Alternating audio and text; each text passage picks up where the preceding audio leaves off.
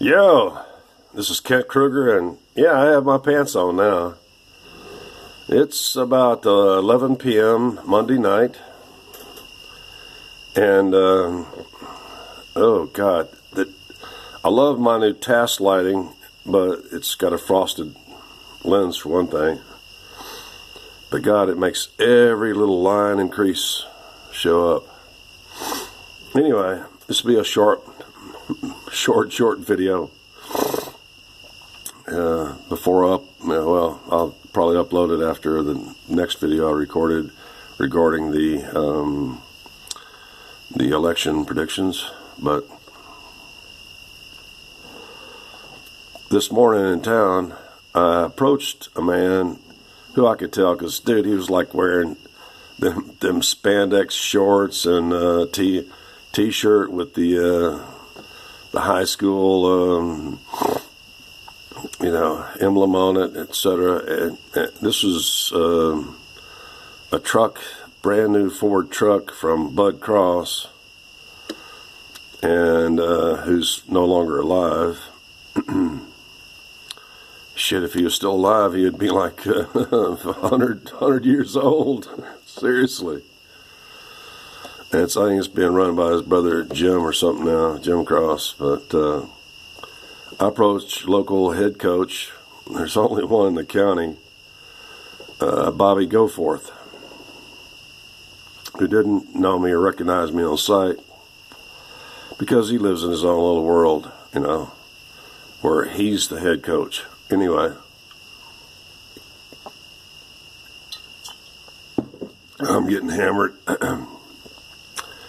And I walked up to him and I said, sir, can I ask you just one question? Who was Bud Cross's most famous player?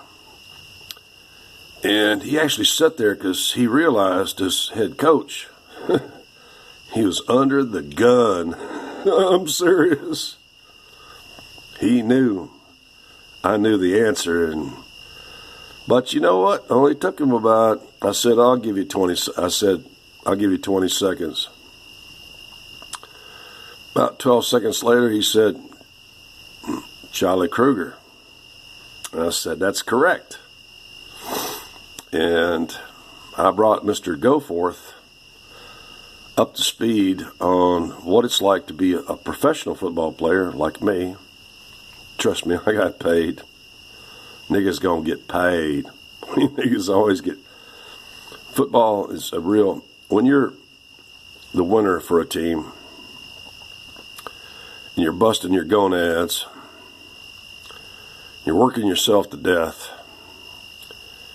you get paid. You won't. As a matter of fact, I didn't play unless I get paid, but I brought Mr. Goforth up to speed on what it was like to play ball back in the day. He's probably only around 40-something, He doesn't have any idea.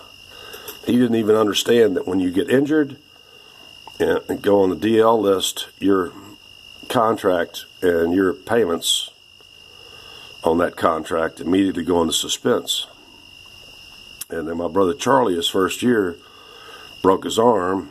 And I'm quite sure my brother Charlie was one of the first humans on this planet to be administered human growth hormone. Because I watched my brother Charlie, who was not the biggest of the clan, and nor was Jerry, but I watched my brother Charlie because they started administering HGH to him when he was 21. And he had a sudden growth spurt. He grew almost an inch in height and put on about 60 to 70 pounds of muscle with some accompanying fat and stuff like that. Before that, he had always been very, very lean. When he graduated college, as I pointed out in articles I put up on here before, when my brother was declared the best defensive player, this is before the Lombardi Trophy, and his teammate was the Heisman Trophy winner and herpes-infected Bell's palsy John David Crow, my brother who and his team and the other college all-stars, I'm sorry, my hair is standing up.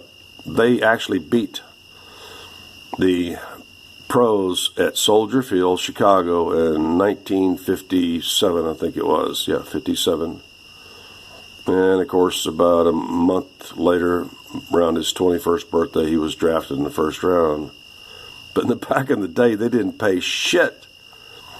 When I was telling Mr. Goforth that you could make more money as a plumber or selling cars like Bud Cross, and I reminded him that Bud Cross, by the time my brother Charlie retired from football, Bud Cross was making more money, 10 times more money, selling cars in a small county than my brother was playing ball. My brother still had to rely upon doing PR work, etc., to make the real money.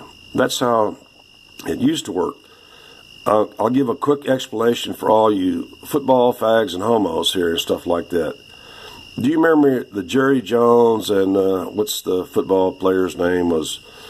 It was Pizza Hut, and it goes like, well, what is it, 20 million or 30 million? He goes, both. He wanted both, like 20 million to sign and 30 million to play. That's because the signing bonus is all that you're guaranteed. And the minute you get injured, your money and your contract goes into suspense. I also explained to Mr. Goforth that my brother Charlie, as sorry as an asshole as he is, and still is, he's a miserable bastard with no friends. He sued the NFL all the way to the Supreme Court over their disability clause, which the pro football people figured out a long time ago that pro football players can't admit that when they leave the NFL and other leagues prior to that, they only leave because they're disabled. I mean, even Colin Kaepernick, he was disabled. I mean, a quarterback who loses 10 out of 11 games and he doesn't have a job yet, that's because you're disabled. You were taking a knee because that's the only knee you could take. The other knee was probably shot. Just like Joe Namath, yada yada. But for those of us who actually know the game, it's all about the signing bonus. If you're valuable enough, and now, you people constantly, I'm going to end this at 10 minutes or less, you people endlessly bitch and moan about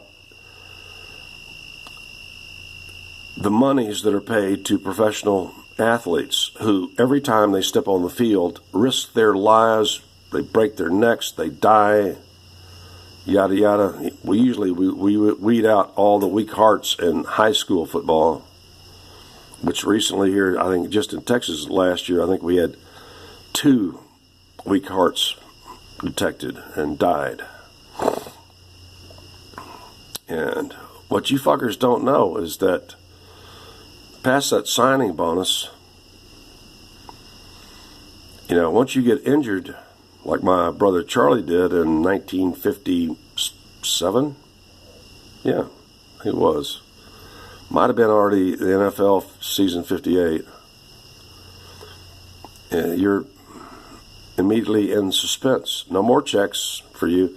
But the cheap ass, like I told Bobby Goforth, the cheap ass Morbido sisters who had gotten him for around $12,000 in the first round, decided to keep that pretty boy on. And there's, if you haven't seen, maybe I'll go back to it, but you haven't seen the pictures of the males in my family when they're young. We're man pretty. I was kind of more man handsome. My oldest brother was downright man pretty and hooked himself a Panamanian babe, an heiress worth, I don't know, somewhere around 60 to 100 million bucks. and stuff like that. It's, they're drilling tonight. I can hear it. Anyway, I'm going way too long. But I don't care, because I just had a few drinks. I'm just getting lubed up. I'm going to do at least 1 or 2 more videos before dawn. I'm going to keep pumping these things out. And I like this film noir type of setting where all you see is my face and not the background, because if you saw right behind me, there's this giant steel desk which contains my solar equipment and battery array and stuff like that, and shit stacked on top of it to the ceiling. Look, I used to be a total neat freak, but in my old age, I'm becoming. I always like everything in its place, even in my briefcase and stuff like that. Everything had to be in place, and I'm getting over that crap. I'm learning to be another, what was it, the Odd Couple, Jack Kaufman or Kaufman and his little gay buddy, the Odd Couple. Except I don't take on gay buddies. It ain't happening. Never gonna happen.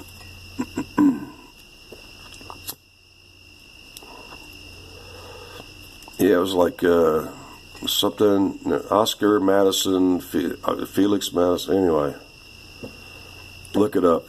The Odd Couple, the original TV series, and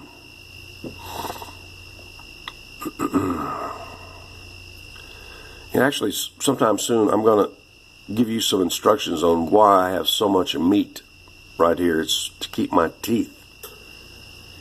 See them? Still got them. Been in, oh gosh, besides, not counting athletics and stuff like that, I've won over 1,405 fights now. Only lost 2 of the 1,407. And retained my teeth because almost nobody can reach my head, because I'm a really good fighter. And the only time I ever broke a tooth was when I was clenching my teeth as I was knocking out 4 men in Bangor, Maine. As I crunched down, one tooth chipped another tooth. They didn't chip it out, I did. But anyway, this is just a little story about the local head coach who enjoys such privileges as having this big ass truck with this $5,000 to $8,000 paint job on it. The swarm never dies and all this kind of stuff on the. And I got to teach him a little bit about professional football and what it was like back in the day. Though we didn't get paid shit. That's why I decided to resign at age 19 when I became eligible for the Niners contract. Was because it was stupid. I could make more money selling pot or doing other stuff, plumber, whatever, than playing pro football. And I wouldn't have to put up with that PR work or endorsement crap that you're required. Actually, my brother Rolf couldn't hardly get honestly, Rolf, are you watching, Rolf? I know that you couldn't hardly get the PR work or the endorsement work because you were so goddamn lazy and slovenly and such a slob. You couldn't get it. You were living on minimal money and stuff like that, and all upfront money from the banks based on delayed payments of your contract. So, you football fags out there, you have no idea what pro football was like in the past. None. Zero. And just a little reminder, we fucking hate you fuckers. You football fags and you MMA fags and you UFC fags, you're all fags. That's all I gotta say.